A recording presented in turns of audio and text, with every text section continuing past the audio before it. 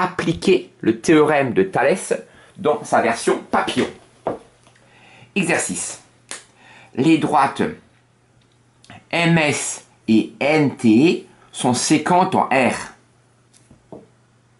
De plus, les droites MN et TS sont parallèles.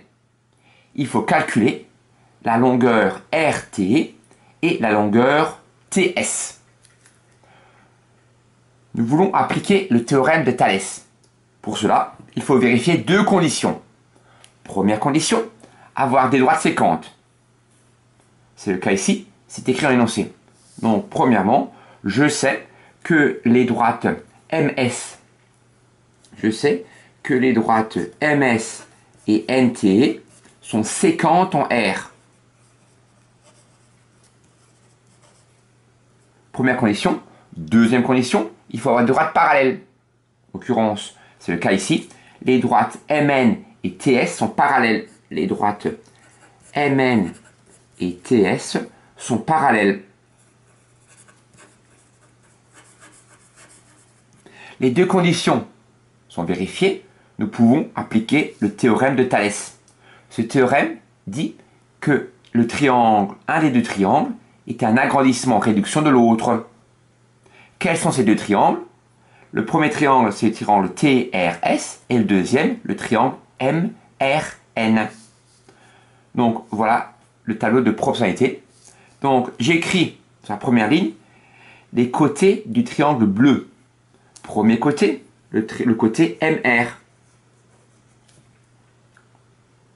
Si je parle du côté, je mettrai des crochets, mais comme je parle de la longueur du côté, je ne mets pas de crochet.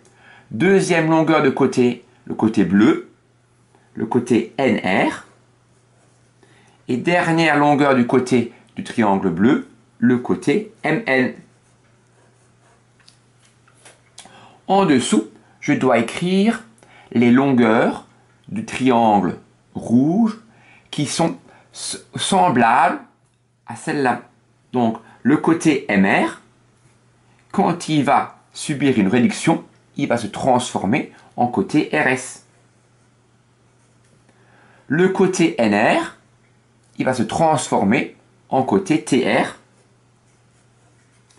Et le côté MN, après avoir subi une réduction, va se transformer en côté TS. Ce tableau est un tableau de proportionnalité. Je peux chercher le coefficient de proportionnalité ou l'inverse du coefficient de proportionnalité.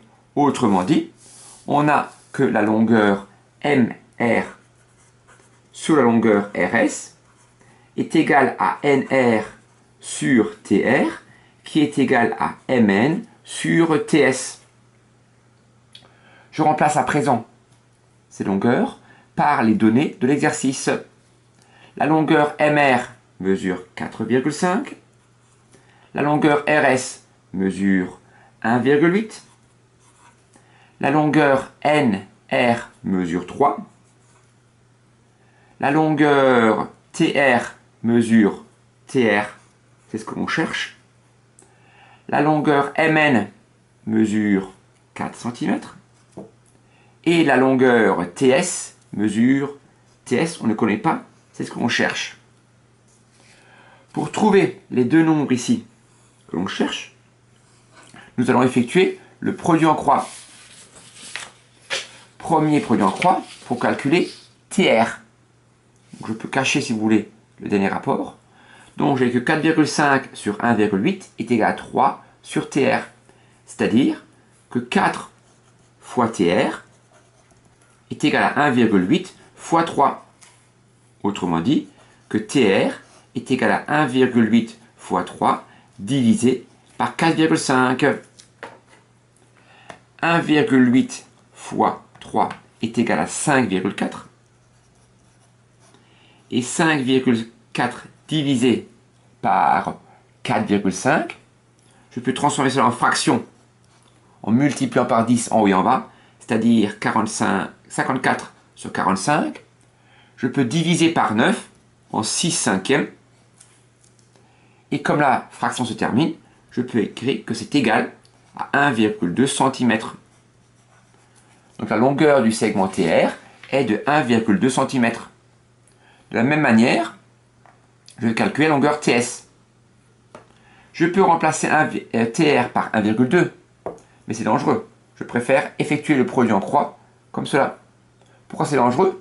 Parce que si j'ai commis une erreur ici, eh ben, je remplacerai par quelque chose de faux et je ferai le produit en croix avec quelque chose de faux. Donc il vaut mieux faire le produit en croix avec ces deux nombres dont on est sûr qu'ils sont justes. Donc 4,5 sur 1,8 est égal à 4 sur TS.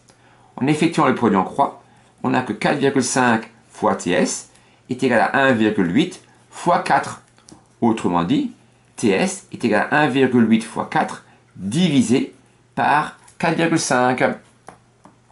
1,8 fois 4, c'est égal à 7,2. Donc TS est égal à 7,2 sur 4,5. De la même manière, je multiplie par 10 le numérateur et le dénominateur pour transformer cela en fraction. 72 45e. Je divise à nouveau par 9, comme précédemment, pour trouver 8 cinquièmes. Comme cette fraction est égale à un nombre décimal, la division se termine, j'ai que la longueur TS est égale à 1,6 cm. Voilà.